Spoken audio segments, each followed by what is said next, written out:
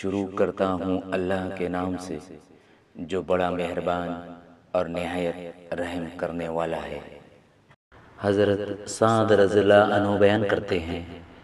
رسول اللہ صلی اللہ علیہ وآلہ وسلم نے فرمایا، بے شک اللہ ایسے مالدار کو پسند فرماتا ہے جو پرہیزگار گمنام ہو۔ حضرت اوسط بن اسماعیل بجلی رحم اللہ سے روایت ہے، انہوں نے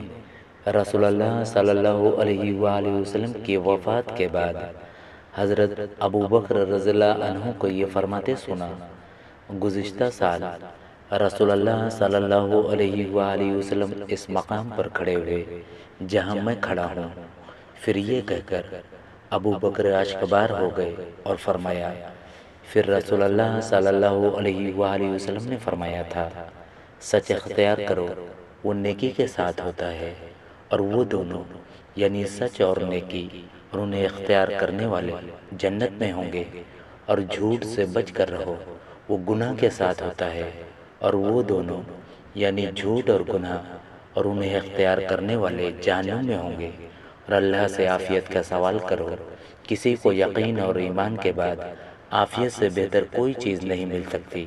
ایک دوسرے سے حسد نہ کرو، ایک دوسرے سے بغض نہ رکھو، ایک دوسرے سے قطع تعلق نہ کرو، ایک دوسرے سے منہ نہ موڑو، اور اللہ کے بندو بھائی بھائی بن جاؤ۔